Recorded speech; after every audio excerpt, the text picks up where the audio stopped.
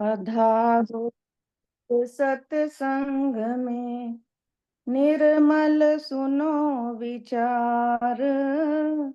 दुर्गम माया चकर से, सहज में उतरे पार।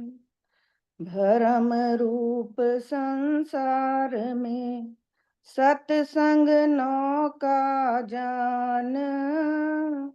मंगत नित्य पधारिए, सुनिए निर्मल ज्ञान।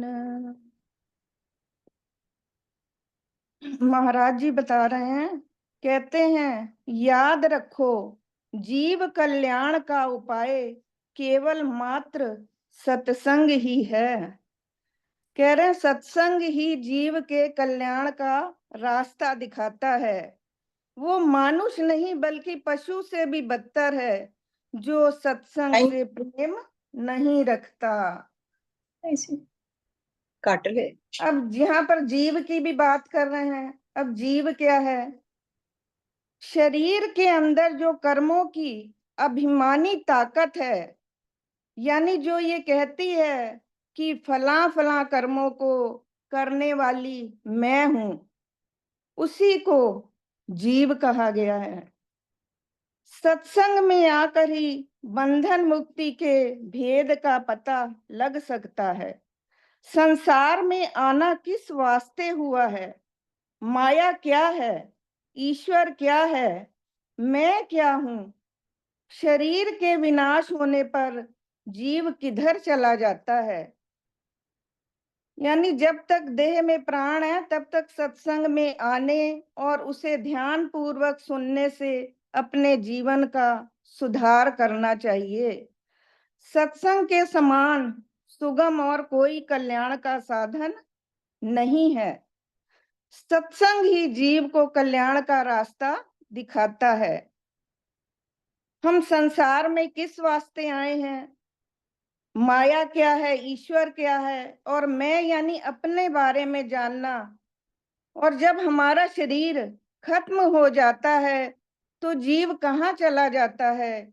ये सब सत्संग में आकर ही विचारों द्वारा जाना जा सकता है, सत्पुरुषों के विचारों द्वारा। कहते हैं इन सब विचारों का पता सत्संग में बैठकर ही चल सकता है। तमाश गांवों में जाकर इन विचारों का पता नहीं लग सकता। न राग रंग द्वारा इस भेद को समझा जा सकता है। क्या तमाश गाहों यानी नुमाइश, नुमाइशों में जाकर इन विचारों को हम कुछ भी इसका पता नहीं लगा सकते कि क्या है ये। ना ही बैजंतर राग द्वारा इनके भेद को हम समझ सकते हैं। ये केवल सत्संग द्वारा ही महापुरुष कह रहे हैं समझा जा सकता है। सबसे श्रेष्ठ महाकारज संसार में सत्संग ही है। कह रहे हैं कि सबसे जो श्रेष्ठ है, सबसे ऊंचा जो कार्य है वो इस संसार में केवल सत्संग है। मेरा वास्तविक स्वरूप क्या है? अपने वास्तविक स्वरूप को भी जानना, ये हमें सत्संग द्वारा ही पता चल सकता है। इस गुह भेद को समझने के वास्ते सत्संग और सत्पुरुषों की संगत बहुत जरूरी है। सत्संग के साथ हमें सत्पुरुषों की संगत भी उतनी ही जरूरी है, जिससे हम इसके भेद का पता लगा सकते हैं। महापुरुष ही इस भेद को समझा सकते हैं। इस भेद को समझा केवल सत्पुरुषों द्वारा ही समझा जा सकता है, जिन्होंने अपने अमली जीवन द्वारा पहले अपने आप की पहचान की। उन्होंने पहले अपने आप को पहचाना, फिर दूसरों के कल्याण की खातिर प्रयत्नशील हुए, फिर उन्होंने दूसरों का भला करने के लिए इस कल्याण का रास्ता हमें बताया। हर एक जीव चाहे पूर्व का रहने वाला है या पश्चिम का, अपने शारीरिक भोगों, कामनाओं और कल्पनाओं को समझता हुआ विचर रहा है। चाहे कहीं का भी रहने वाला है जीव, पूरब का हो, पश्चिम हो, उत्तर हो, दक्षिण हो, सभी जो है सबको यही शारीरिक भोगों की कामनाओं और कल्पनाओं में ही विचरण कर रहा है और ये भी जानता है कि सुख दुख किस कर्म करके प्राप्त होता है। लाभ हानि, खुशी गमी, मित्र शत्रु, मौत जिंदगी, इज्जत बेइज्जती, लज्जा भय, इस द्वंद चक्र में हर एक जीव फंसा हुआ है। इससे खुलासी पाने के लिए कोशिश भी करता है। इससे मुक्ति पाने के लिए बहुत कोशिश भी करता है, लेकिन मोह माया का जाल ऐसा है कि इससे निकल नहीं सकता। लेकिन मोह माया के जाल में ऐसा फंसा हुआ है कि उससे निकलने की कोशिश भी करता है, लेकिन फिर भी निकल नहीं पाता। हर पहलू को जानते हुए फिर इस आश्चर्य संसार की लीला में घिर जाता है। सब कुछ जानता भी है इसके पहलू को भी, लेकिन इस रंगीन संसार में, इस भौतिकवाद में फिर उसमें खो जाता है। आंतरिक चाहना हर एक जीव की निर्भय शांति की है। सारे ही जीव चाहते हैं कि हमें आंतरिक शांति मिले, असीम शांति मिले, लेकिन यत्न गलत होने के कारण शांति की बजाय अशांति को प्राप्त कर लेता है। लेकिन जो उसकी कोशिश होती है वो गलत होती है। इससे वो शांति की बजाय अशांति ही प्राप्त करता है, अशांति में ही डूब जाता है। ये ही अज्ञान, भ्रम और अविद्या है। कल्याण सत विचार, सत सेवा, साधन इख्तियार करने में है।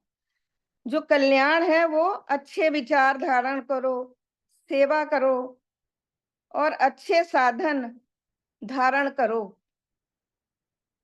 दूसरों के दुखों को निवारण करने की कोशिश करो और दूसरे को दुखों को हर वक्त दूर करने की कोशिश करो जितना आप कर सकते हो।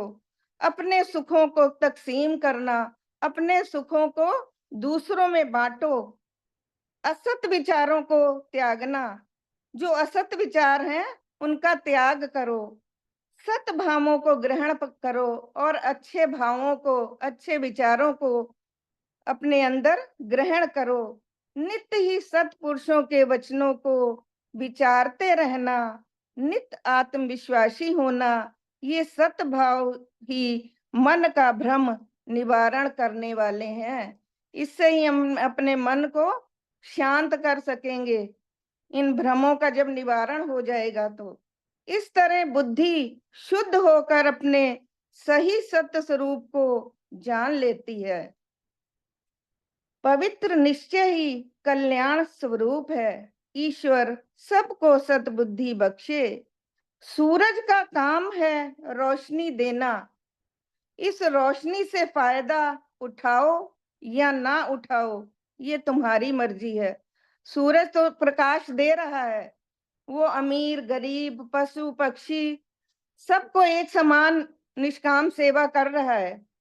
अब ये आप लो या ना लो, ये आपकी मर्जी है। वो इसमें कोई छोटा बड़ा अमीर गरीब नहीं देखता। कोई अपनाएगा, इस तरह इन्होंने ईश्वर आज्ञा से संदेश देकर चले जाना है।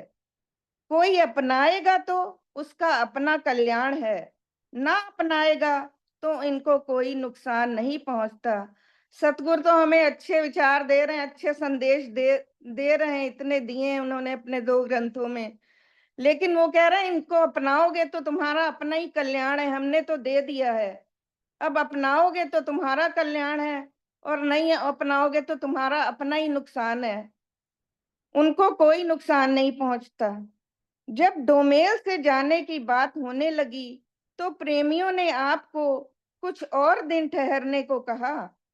तब आपने उत्तर दिया, जितना सुना है पहले इसे हजम कर लो, फिर देखा जाएगा। घरों में भी तुम्हारी मजबूरी करके ठहरते हैं, वरना एक दिन भी ना ठहरा जाए। इनको हर समय हृदय में देखें। सदगुरु हमेशा कहते थे इनको हर समय अपने हृदय में देखो। लोगों की सुविधा के लिए आप अक्सर सत्संग रात में किया करते थे। तो भी लोग अधिक रुचि ना लेते थे। महाराज जी ने सत्संग भी रात का रखा था कि चलो लोग अपने काम से वापस आकर फिर सत्संग सुने, उनके काम में ना कोई बाधा पड़े।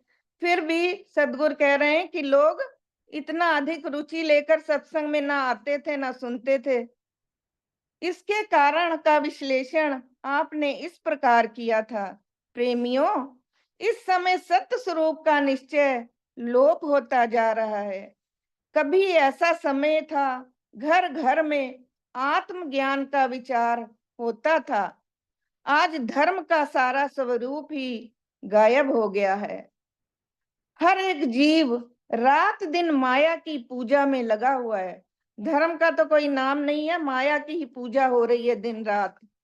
शरीर की बनावट सजावट में ही सारा समय लगा देते हैं, अपने शरीर को सजाने संवारने में। सही सत्य विचार ना होने करके हर एक जीव अशांत हो रहा है, क्योंकि सत्य विचार हमारे मन में है नहीं, इसलिए हमारा मन हर समय अशांत ही रहता है।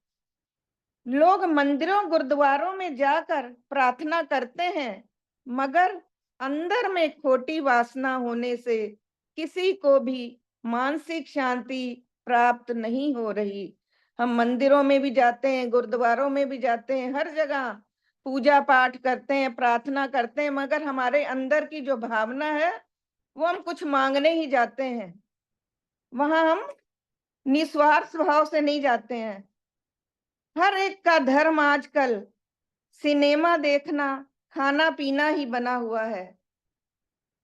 हर एक का आजकल धर्म, महाराज जी कह रहे हैं, बस सिनेमा देखना, मौज मस्ती करनी, खाया पिया, बस ऐश की। खासकर जब साधु प्रणाली प्रणाली में भी इसमें प्रवेश कर रखा है, तो फिर बाकी गरीब जनता किधर जाए। कह रहे हैं आजकल साधु संतों का भी वही हाल हो गया है, तो बाकी गृहस्थों का क्या हाल होगा। कहाँ से सबक लें। साधुओं का ही बुरा हाल है, गृहस्थों को क्या कहा जाए जब साधुओं का ही ऐसा हाल हो गया है। तो जीभा की रसना में गृहस्थ विरक्त सब ही फंसे पड़े हैं। ये जीभा की रसना ऐसी लगी हुई है, जो मर्जी खा लो फिर भी मन तृप्त नहीं होता। दिन रात सब क्रूर कर्म ही कर रहे हैं, चाहे कोई वन में रहने वाला है, चाहे शहर में, कहीं भी कोई रह रहा है। हर एक को तृष्णा की आग जला रही है। ऐसे घोर कलयुग में धर्म का निश्चय कैसे दृढ़ हो सकता है। खैर, प्रभु कृपा से बीज नाश नहीं होता। महाराज जी कह रहे हैं प्रभु की कृपा जब हो जाती तो बीज वो नाश नहीं होता, कुछ ना कुछ अंदर पड़ ही गया है, कभी ना कभी तो फलीभूत होगा। अंधकार के साथ प्रकाश भी होता है। जब अंधकार होता है तो फिर प्रकाश की भी उम्मीद होती है, रात आई है तो फिर दिन भी आएगा। तब ही ऋषियों ने के तपोबल से संसार की मर्यादा कायम रहती है। हर जीव को चाहिए कि मन की मलिन को दूर करने के वास्ते दीन गरीबी, सत्यशील, संतोष और शुभ कर्मों को धारण करें। खोटे भाव त्यागें, बुरे विचारों का त्याग करें। सादगी को धारण करके मन वचन और कर्म शुद्ध करें। सबसे पहला महाराज जी ने आत्मिक साधन की उन्नति का पहला नियम सादगी बताया है। सादगी से ही शुरुआत करें। दीन दुखी अनाथों की यथाशक्ति सेवा करें, जितना भी बन पड़े। दीन गरीबों की, दुखियों की, अनाथों की सेवा करें। सुबह सुबह शाम 2 घड़ी मालिक की याद करके बुद्धि निर्मल करें। सवेरे और शाम महाराज जी कह रहे हैं 2 घड़ी जरूर प्रभु का याद करनी है, प्रभु का सिमरन करना है। ईश्वर ऐसी ही निर्मल बुद्धि सबको बख्शे। महाराज जी कह रहे हैं सबको ईश्वर निर्मल बुद्धि प्रदान करे। महाराज जी ने यह भी कहा, हजारों वर्ष की तपस्या इतना फल नहीं देती जितना कि 2 घड़ी सत्संग से लाभ होता है। इतना बड़ा सत्संग का महत्व है। तीन काल सुख तिसको जो सत्संग में रखे प्यार, मंगत ये सत साधना जो साधे पाए उधार। तीन काल सुख तिसको जो सत्संग में रखे प्यार, मंगत ये सत साधना जो साधे पाए उधार। ओम ब्रह्म सत्यम सर्वदा जी। कोई गलती हो तो क्षमा करना।